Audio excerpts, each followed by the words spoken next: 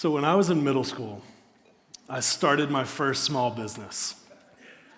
The business, it's not weed. I know some of you were thinking that. The long hair probably does that. It's not. It wasn't selling weed. There was too much competition in that field in my middle school, so the business that I actually started in middle school was making and selling mix CDs for anyone at my school who wanted them. For those in the room who are not an elder millennial like I am and are a little bit younger, CDs were basically like a Spotify playlist, but with way less songs on them. So like 10, 15 songs max. I would burn these CDs, which is also a very confusing term if you didn't exist in the late 90s, early 2000s. I would make these CDs for people in my school. So they would bring me a list of the songs that they wanted on the CD and $5, and after a few days, I would bring them the CD with those songs.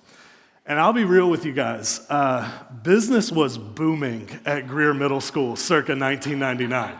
I mean, it was pretty awesome. At least at first, I was one of only a few people in my school who had the ability to make these CDs.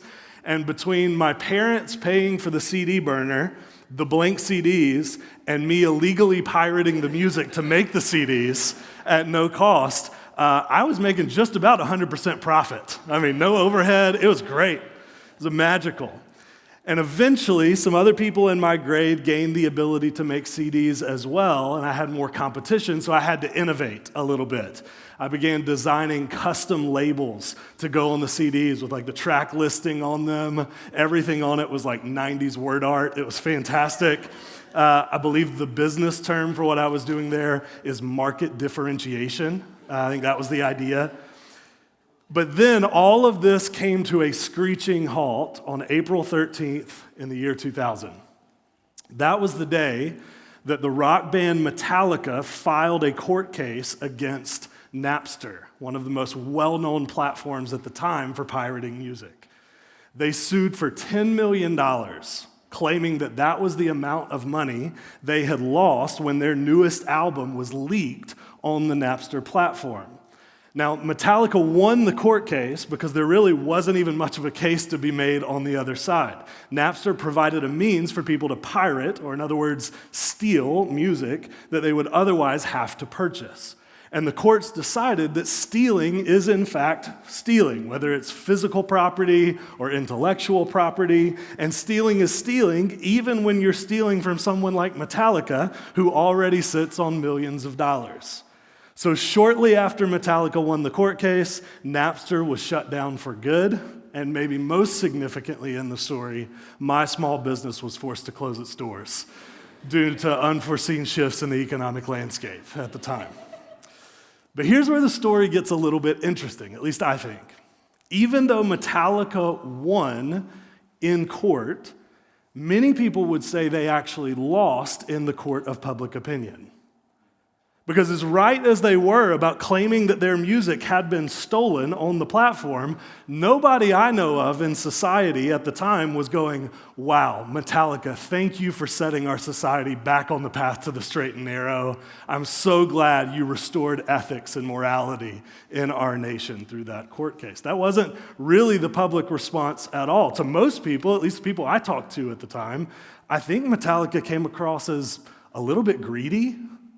Bit of a buzzkill, to be honest, to many. Metallica was like the equivalent of the dad coming down to the basement where the teenagers are drinking and just pouring all the alcohol out in the yard out of spite. The near universal response to the court case was, yeah, we know what we were doing was wrong, but who are you to say that, right? That was the general disposition people had. I mean, just because you made the music or something, you think you get rights to it? I mean, that was the response from people in society. And I think that's because something had changed in the public consciousness. A shift had occurred where, in the minds of many, it was actually worse to stop someone from pirating music than it was to pirate the music in the first place. Pirating music had become so common of a thing at that time for so many people that anyone who tried to stop people from doing it was now seen functionally as the immoral one, at least functionally speaking. The moral goalposts of the society have been moved at the time. Something that was very clearly wrong was now seen as most people as being right, and people who advocated for what was right were now seen by the majority as being in the wrong. Now, for clarity, I don't really have any dog in the fight of pirated music in the year 2024. I have economically recovered from having to close my small business. I'm doing okay. But I bring the story up because I think it shows just how quickly a shift like that one can occur in our society. It shows how rapidly sometimes the moral goalpost of a society can be moved.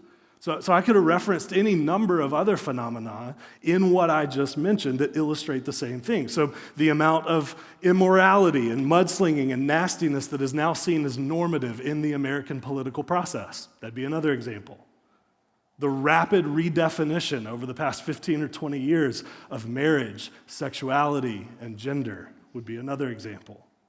We could reference any number of different topics, but the point would be the same. Things that were once considered right are now commonly seen as wrong, and things that were once considered immoral are now considered by many to be moral imperatives. And the operative force behind that whole dynamic is what the scriptures would call the world. So if you're joining us for the first time this morning, welcome. We kicked off a new teaching series last week about what we called the three enemies of following Jesus, namely the world, the flesh, and the devil. We said that a lot of the Christian life can be seen as a battle against those three opposing forces. So we're taking the month of January as a church to learn more about each of those three enemies, discover what their tactics are, how they fight, and then most importantly, learn how to resist them in our lives as followers of Jesus. We believe that learning to do all of that has a tremendous impact on our ability to grow and mature as God's people. So we think it is well worth the time to discuss all of it together. Today, we are talking about the world. So let me give you a definition of what we mean by that term, and then I'll show you where we get the definition from in the Bible. So when we talk about the world, at least in this context, we mean something like the value system of our surrounding society, the attitudes and behaviors that our culture tends to celebrate, pursue, and reward. That's what we mean by the world. That's what we mean when we refer to the world. There are certain things that our society as a whole tends to promote and elevate as being good or right, things that they celebrate and encourage and reward participation in. And at times, some of those things that the world values actually align with the value system of Jesus. Things like truth and integrity and beauty and justice and kindness, all of those things. Some things that our world values actually run parallel to the things we value as followers of Jesus. But to state what should be obvious, other times they don't run parallel at all. They actually run contrary and opposite to our values as followers of Jesus. There are things that we think are wrong and immoral that our society increasingly thinks are right and true. And increasingly, there are things that we think are good and right and true as God's people that our world actually considers wrong and immoral. So, just to cite a few examples, the pressure that you feel as a single person to sign up for the dating app that everybody else your age is using and use it in precisely the same way that they are using it. That pressure you feel is the world. The inclination that you feel as a young professional to pursue an ever higher standard of living month over month, simply because that's what your peers at work are doing and it seems compelling to you. That's the world. The discomfort you feel when someone at your job or in one of your classes who doesn't follow Jesus asks you, as a follower of Jesus, for your opinion on sexuality or gender or marriage or divorce. That discomfort you feel at the prospect of sharing your opinions on those things as a follower of Jesus, that's what the Bible would call the world. That's where that pressure is coming from. Essentially, anytime that we feel a pull towards valuing the things that everybody else values, or the discomfort we feel for not doing so, those things are the world at work. And this is important. If you don't ever feel any of those pressures or discomforts as a follower of Jesus, one of two things is likely happening. Either you are fully sanctified already and therefore have no indwelling sin to speak of. Okay, spoiler alert, it's not that one. Or it's because you have actually given in to the pull of the world already.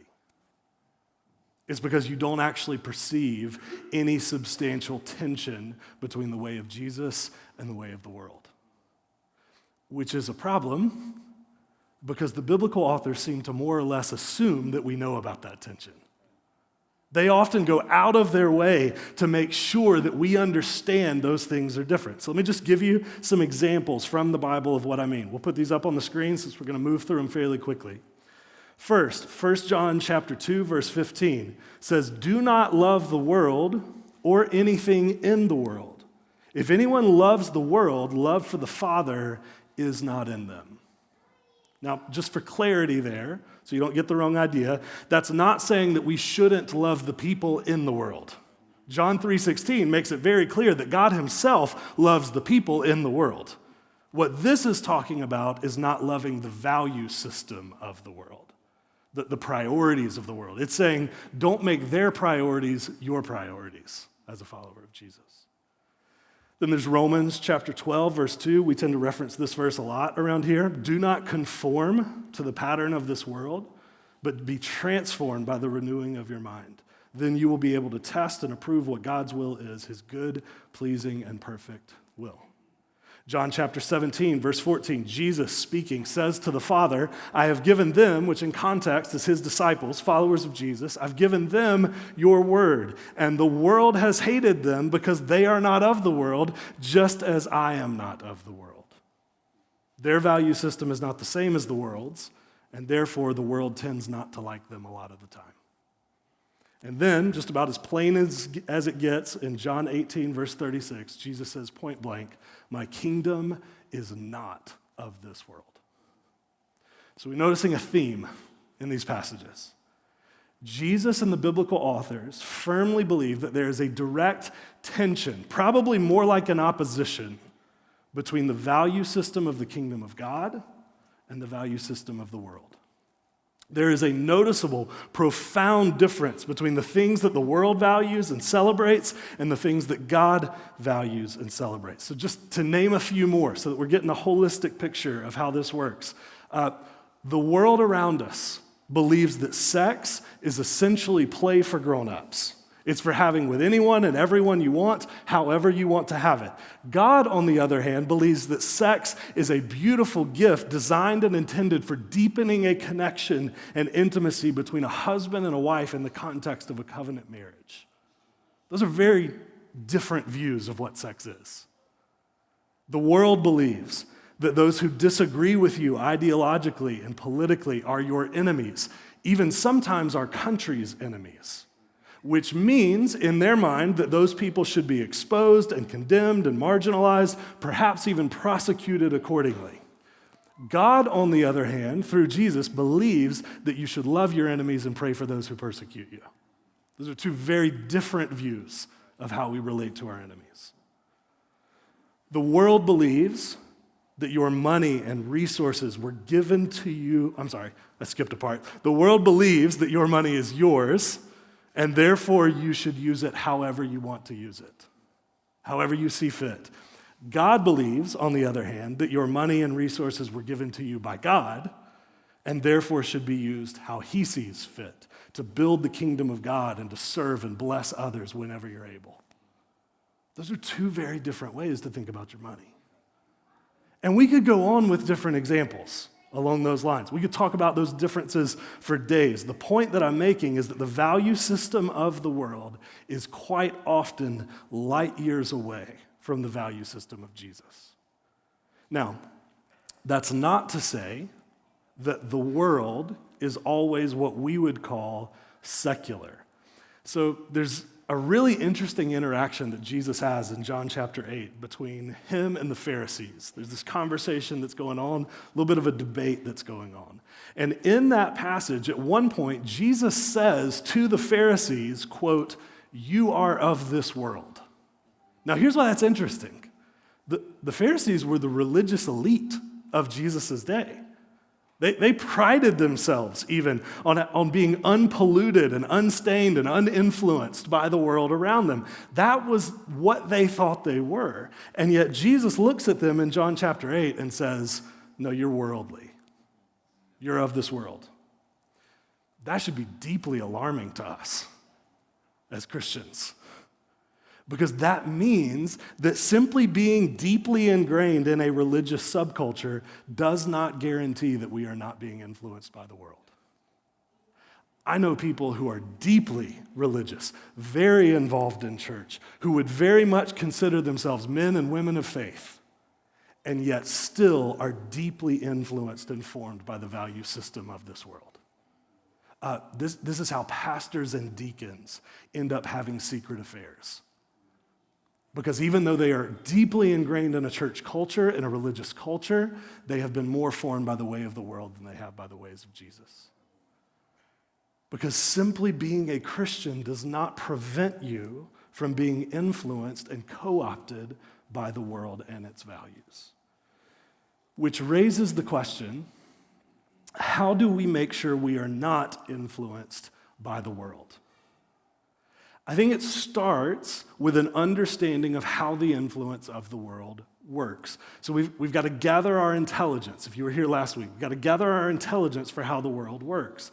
So last week, we referenced this summary of the world, the flesh, and the devil from a guy named John Mark Comer in a book that he wrote. We said that the problem, in a nutshell, how these three things work together is this: deceitful ideas, which refers to the devil, that play to disordered desires, which refers to the flesh, which are normalized in a sinful society, which is his language for the world. So what is the strategy of the world? In a word, it's normalization. Normalization. The world will continuously normalize things that are not, in fact, normal. Things that are quite often opposed to and at odds with the way of Jesus. This often happens, I think, through our language, through the language that we use for different behaviors. So our society will do this thing where they regularly sort of rebrand certain actions and behaviors in order to make them sound nobler than they are. So John Mark Comer, again, in his book, he lists out a handful of examples of how he has seen this happen. He says it this way. He says, in our culture, lust is redefined as love. Marriage, not as a covenant of lifelong fidelity, but as a contract for personal fulfillment. Divorce as an act of courage and authenticity rather than the breaking of vows. The objectification of women's sexuality through porn as female empowerment. Greed as a responsibility to shareholders. Gross injustice towards factory workers in the developing world as globalism. Environmental degradation as progress. The deracinization of once thriving local economies as free market capitalism. Racism as a past issue. Marxism as justice. Honestly, he says, I cannot think of a more gut-wrenching example than abortion, where the greatest infanticide of human history is recast as reproductive justice. Okay, that's quite the list, right? And I fully realize there are some polarizing items on that list. Maybe all of the polarizing items. And you may or may not agree with his assessment on every item on that list. But if you are thinking critically at all, if your eyes are open, if you are paying attention, I think you've got to acknowledge that he has a point. Things that were actually once crystal clear moral issues have been rebranded and repackaged so as to make them seem righteous as a result. British author Theo Hobson, he summarizes the phenomenon of the world like this. He says, what was universally condemned is now celebrated, what was universally celebrated is now condemned, and those who refuse to celebrate are condemned. This is the world at work. Now, the trick is that for followers of Jesus, normalization may or may not make us think immediately the exact same way as the world. it may just move us a few degrees in that direction over time. So, for instance, the world believes that there's nothing wrong at all with sleeping with anyone and everyone, no matter your connection or lack of connection to them. Most of us who are followers of Jesus, at least if we've been following Jesus for very long, we're not just going to wake up one day and all of a sudden buy into that wholesale narrative around sex. At least I hope not, right? But what we might do over time is just compromise little by little in that direction. We may just decide over time that if that's what the world does, well, then surely it's not a big deal for me to sleep with my boyfriend or girlfriend, who I really love. I mean, after all, I'm way more committed to them than most people in the world are to the people that they're sleeping with. So we think to ourselves, well, I'm not doing that, I'm just doing this. So surely this must be okay if everybody else is doing that. Or pick most any other example. Consumerism and materialism, how we use our money, gossip, relationships, friendships, parenting. There are narratives in the world about how all of those things work. And even if the world can't get us to buy into the entire narrative, it can absolutely get us to overlook movement in that direction. And just to be honest, I think this has happened a lot with followers of Jesus in the 21st century. I think there are probably quite a few areas where we individually and collectively have strayed pretty far from the teachings of the scriptures, and we've justified it by saying, well, at least we're not doing that. At least I don't treat people like that. At least I don't talk like that. At least I don't think about sex, money, possessions, morality like those people do, so I'm probably good over here. It's like some of us believe that God functionally grades on a curve. Like when we get to heaven, he's going to say, well, you did do a whole lot of stuff that I expressly said not to do. But you did better than the world around you. They're awful, so I'll give you a pass. I don't think that's the way following Jesus works. I think the biblical authors meant the stuff that they said. I think Jesus meant the stuff that he said. One of my favorite Christian authors right now has a series of books that he wrote just called What If Jesus Was Serious? I love that language. What if Jesus was serious about the stuff that he said? What if he was serious about lust being as big of a problem as adultery? What if Jesus was serious about anger and self-righteous frustration being as big of a problem as murder? What if Jesus was serious about not storing up treasure on earth and instead giving to those in need? What if Jesus was serious about praying for those who persecute you and not just posting passive-aggressively about them on social media?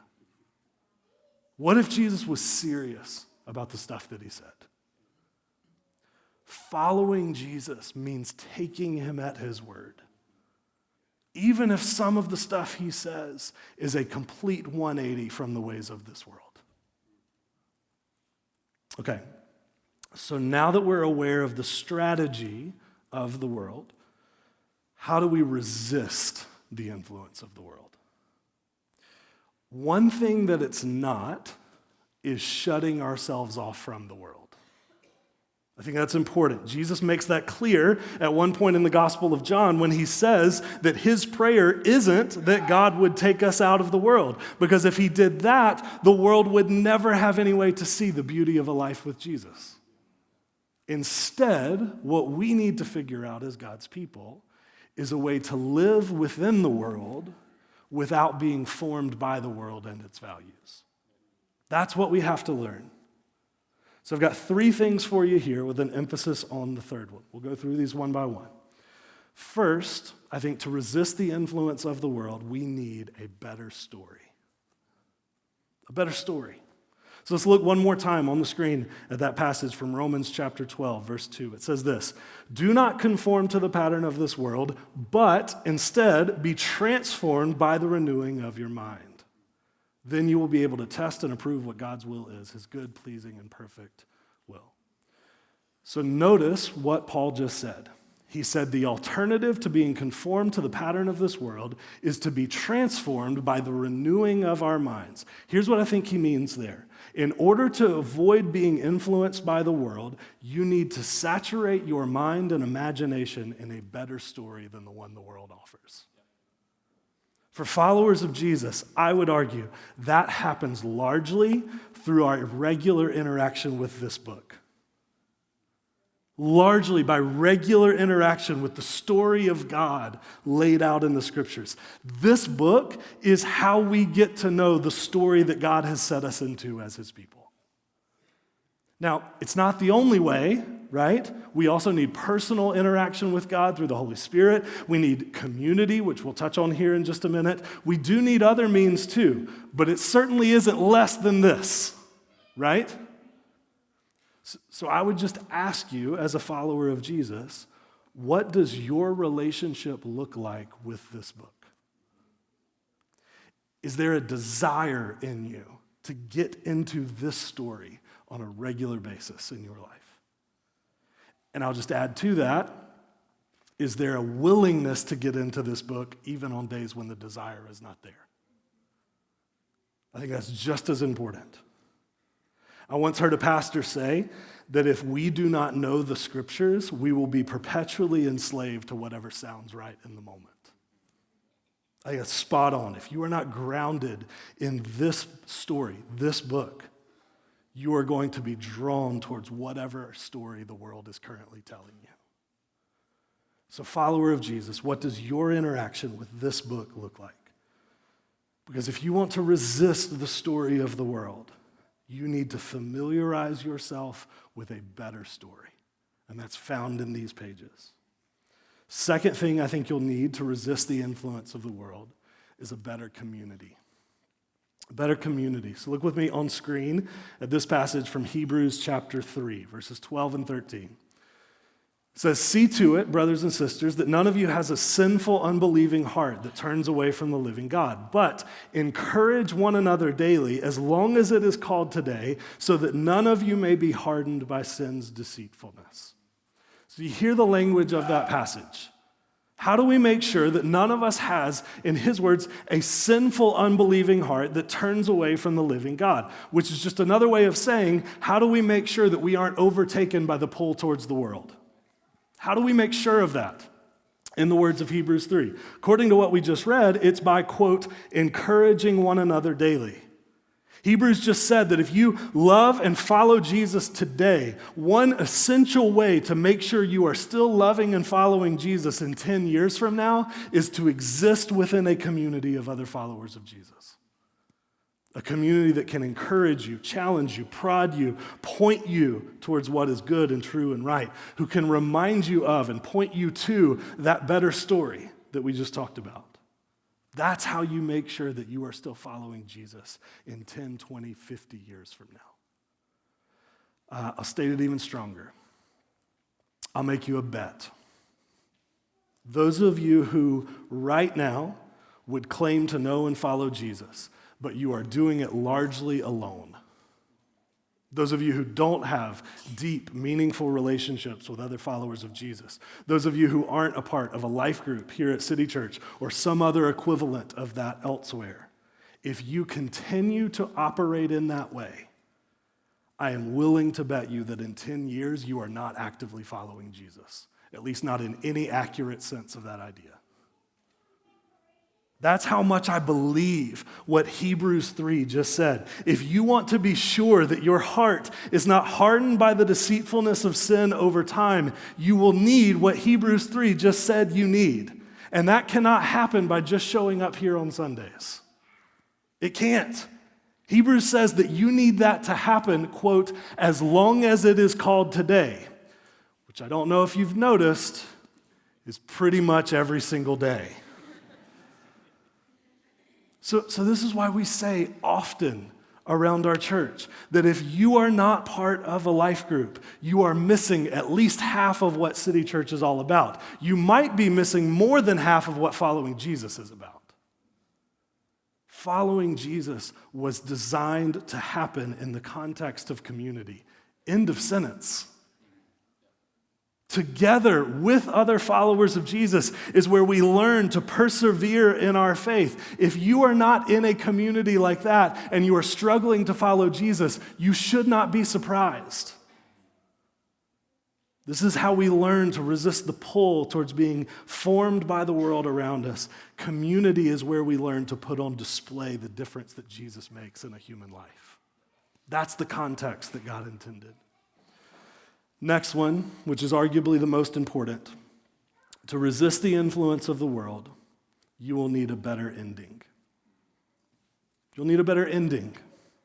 Here's how we can ultimately endure against the power of the world.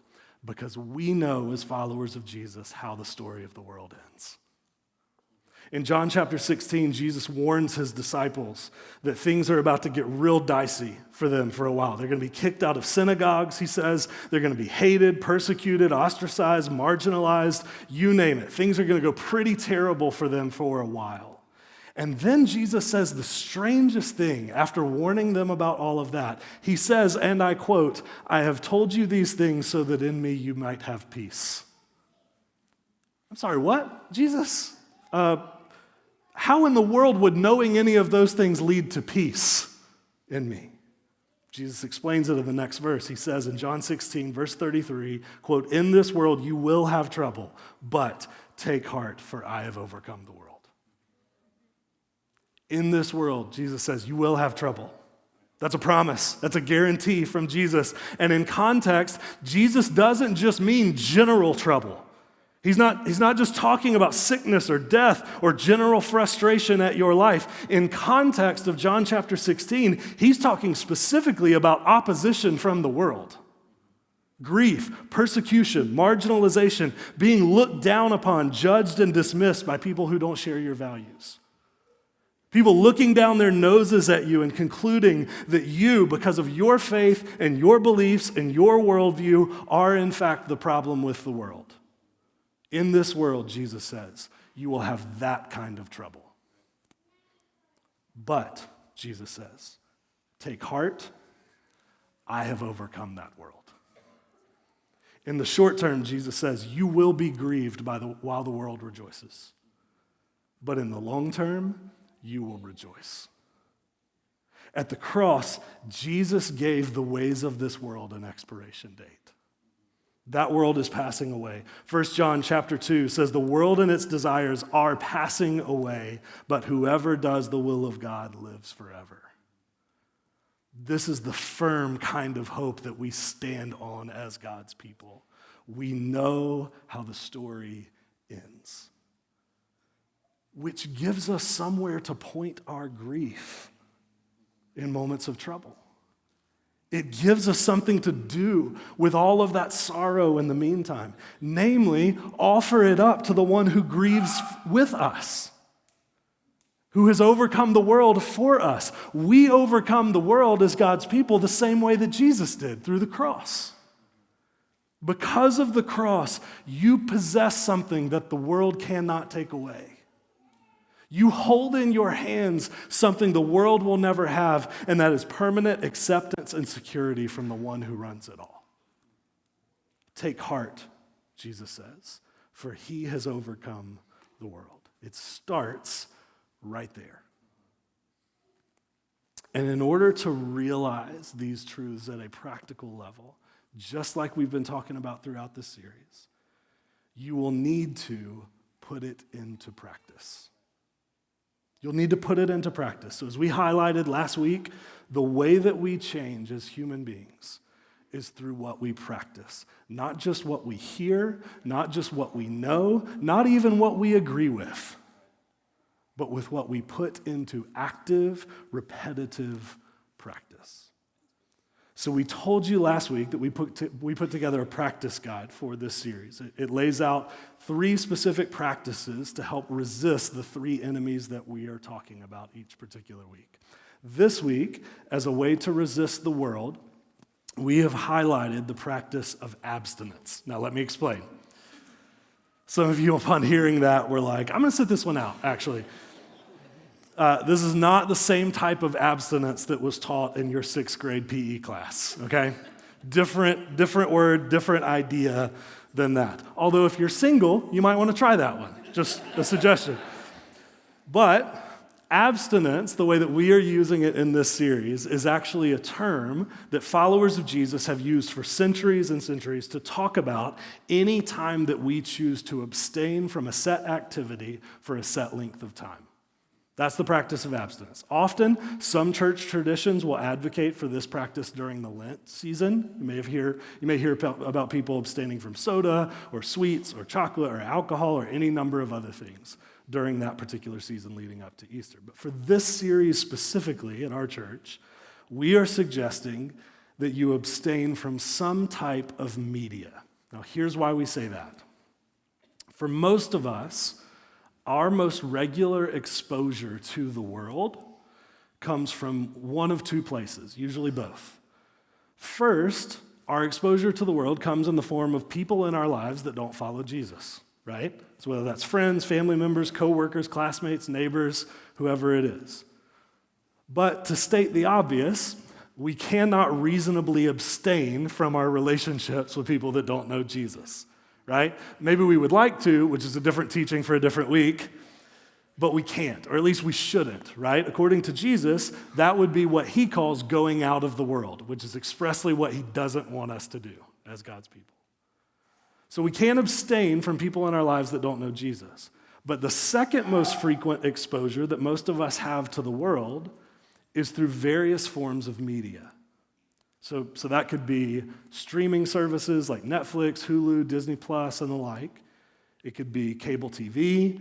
It could be cable news. It could be movies in theaters or at your house. For a lot of us, it's probably social media, right? So it could be the music that you listen to. Believe it or not, most music has a message to it. The lyrics that you listen to on a regular basis operate out of certain worldviews and assumptions about life and relationships and sex and time and money and reality, among other things.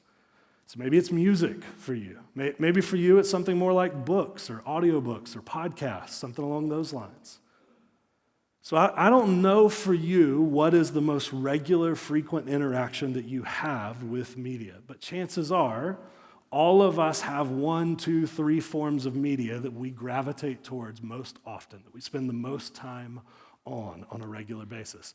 If you don't already know what you spend the most time on in terms of media, you might want to check the screen time feature on your phone. It'll probably be glad to tell you what the thing is that you spend the most time on. And listen, because our habits change us for the good and the bad, there is a pretty good chance that whatever your most regular exposure to media is, it is also one of the main things forming and conforming you over time to the value system of this world, whether you realize that's happening or not. There is no way, for instance, to read, watch, and listen to Barstool Sports 10 hours a week and not be formed over time to think and act a certain way as a result, to value certain things as a result, to treat people a certain way as a result. There's no way to spend 3 hours a day on TikTok and not be formed to think a certain way as a result of that time. There's no way to listen to breakup songs on repeat all day, every day, and not think a certain way about relationships as a result. So the media that you consume and that I consume absolutely can and will conform us to a certain way of thinking and acting and believing and living. If you don't think that it will, think again. So our pitch to you as a way to resist the struggle towards the world, if that's something that is a particular issue for you personally, is to spend the next 30 days simply abstaining from whatever form of media that you interact with the most right now. For 30 days, simply omit that media contact from your life. So set an app restriction on your phone that you don't have the password to. Delete that app off your phone if you need to. Ask for accountability from someone in your life group. Whatever particular strategy you want to employ in order to implement this practice, just cut off the access that that particular outlet gets to your mind and your heart and your imagination. It's that simple. And then, if you really want to maximize this practice impact in your life, Replace the time that you would have spent there on that form of media with something that actually forms your mind and heart in the direction of Jesus. Fill it up with time spent in the scriptures. Fill it up with a podcast about learning more about the Bible or learning how to follow Jesus. Or fill it up with time spent with other followers of Jesus face to face who can remind you of what's true and good in the world. And then see if, after 30 days of abstaining and filling that time with something better, see if after 30 days your heart does not look and feel a little bit different as a result. I'd be willing to bet it does, even if it takes time. So with that plan in place, for the rest of this morning, what we're going to do is open the communion tables. We're going to remember, as followers of Jesus, the fact that Jesus has overcome the world through the cross, that he's given us access to a better story, a better community, a better ending, and that through that we get to remember who Jesus is. We get to put those realities into practice in our life, because the type of life that he offers is better than the type of life the world offers. One of those types of life is fading away, is passing away. The other one remains forever, in the words of 1 John chapter 2. So I invite you to celebrate with us, remember the broken body and the spilled blood of Jesus as we ask him to make those realities more real to us in our mind and our heart and our imagination this morning. Let's pray.